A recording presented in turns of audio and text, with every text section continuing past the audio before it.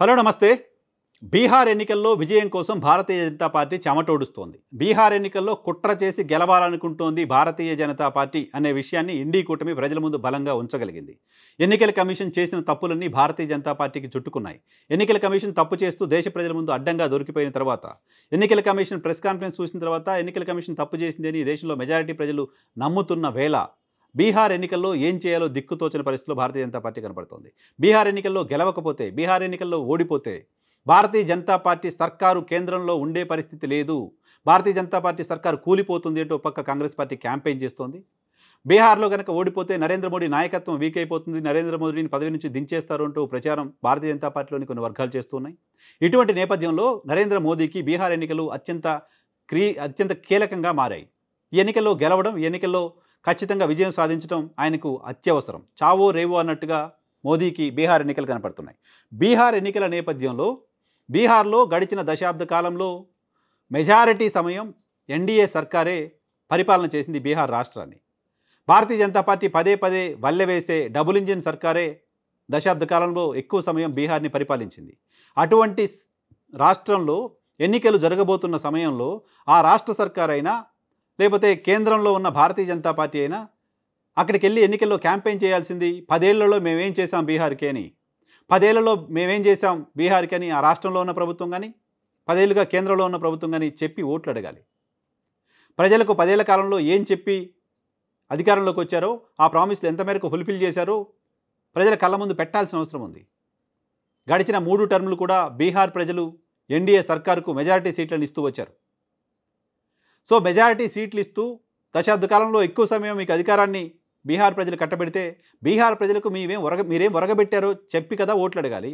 దాన్ని వదిలేసి భారతీయ జనతా పార్టీ తమ ట్రంప్ కార్డ్ అయిన ఎమోషనల్ ఇష్యూనే మళ్ళీ అక్కడ కూడా ఎత్తుకుంటోంది.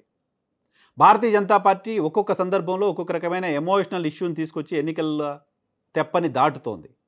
సో ప్రస్తుతం బీహార్ ఎన్నికల వేళ కూడా అటువంటి అస్త్రాన్నే తీసుకొచ్చింది. ప్రధాని మోదీ బీహార్ ఎన్నికల ప్రచారం సందర్భంగా మాట్లాడుతున్న మాటలను బట్టి చూస్తే మనకు అది అర్థమవుతోంది.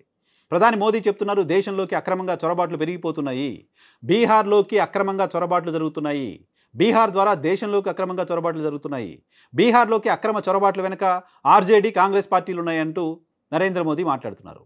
ఓ ప్రధానమంత్రి స్థాయిలో ఉన్న వ్యక్తి చేసిన అత్యంత చౌకబారు విమర్శగా అది కనపడుతోంది.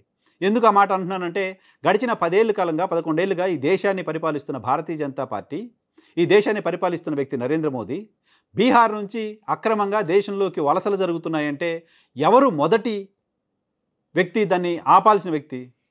భారతదేశంలోకి అక్రమ వలసలను ఆపాల్సిన బాధ్యతలో ఉన్న ప్రథమ వ్యక్తి ఎవరు?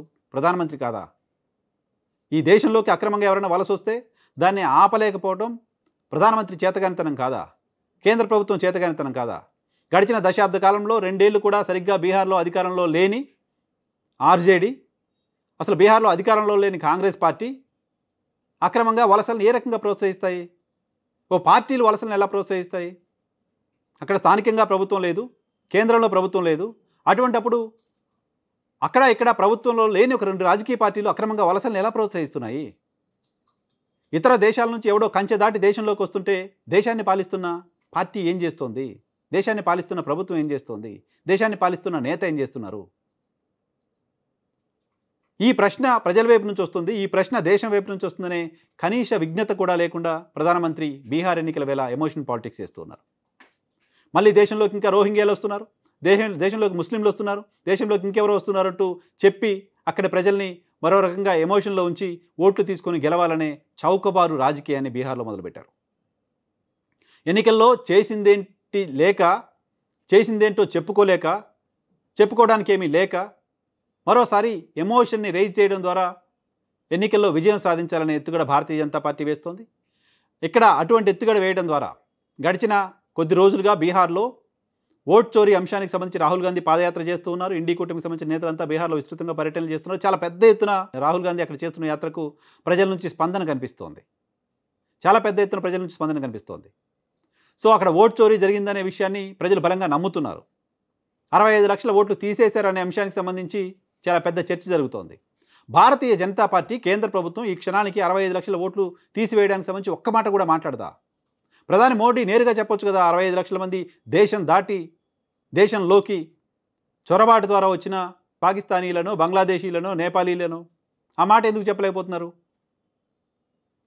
సో అవి చెప్పకపోగా, ఆ అంశాన్ని టచ్ చేయకపోగా, ఈసీ చేస్తున్న తప్పులకు సంబంధించి ప్రతిపక్షాలు వేస్తున్న ప్రశ్నలకి ఆన్సర్ చేసే ప్రయత్నం చేయలేకపోగా, ఎమోషన్ ద్వారా మళ్ళీ ఓట్లు తీసుకురావాలనే ప్రయత్నం భారతీయ జనతా పార్టీ చేస్తోంది. భారతీయ జనతా పార్టీ నిజానికి బీహార్ ఎన్నికల సందర్భంగా ప్రతిసారి ఒక్కొక్క కొత్త ఎత్తుగడని తీసుకొస్తూ ఉంది. గతంలో మోదీ ప్రధానమంత్రి అయిన తర్వాత జరిగిన మొదటి బీహార్ అసెంబ్లీ ఎన్నికల్లో 1,50,000 కోట్ల రూపాయల ప్యాకేజీ బీహార్కి ప్రకటిస్తామంటూ ప్రకటించారు. ఇప్పటివరకు ఆ ప్యాకేజ్ రాలేదనేది బీహార్ ముందున్న వాస్తవం. ఆ తర్వాత జరిగిన అసెంబ్లీ ఎన్నికల్లో అక్కడ ప్రతిపక్షాలను చీల్చే కుట్ర, తమ పార్ట్నర్ పార్టీ అయిన జేడీయూని చీల్చే కుట్ర, జేడీయూని చీల్చి కొత్త ముఖ్యమంత్రిని చేయడం, ఇలా పార్టీలను చీల్చి, పార్టీలను బెదిరించి అక్కడ ఎన్నికల్లో గెలవాలనుకుని అప్పుడు 2 సార్లు కూడా దెబ్బతింది భారతీయ జనతా పార్టీ. ఆ తరువాత ప్రజలిచ్చిన తీర్పుకు విరుద్ధంగా అక్కడ భారతీయ జనతా పార్టీ ప్రభుత్వంలో భాగస్వామి అయి పరిపాలనలో భాగస్వామిగా ఉంది. సో ప్రజల తీర్పుకు విరుద్ధంగా, ప్రజల తీర్పుకు భిన్నంగా పరిపాలనలోకి వచ్చిన సందర్భంగా అయినా సరిగ్గా ఏమైనా చేశారా, దాన్ని ఏమైనా చెప్పుకోవడానికి ఉందా అంటే అదేం కనపడట్లేదు. అదేం కనపడకపోగా మళ్ళీ తమ ట్రంప్ కార్డ్ అయిన ఎమోషన్ ఎజెండాని ఎత్తుకుంది. చూడాలి బీహార్ ప్రజలు ఈ ఎమోషన్ ఎజెండాని క్యారీ చేస్తారా, తీసి పక్కన పడేస్తారా అని.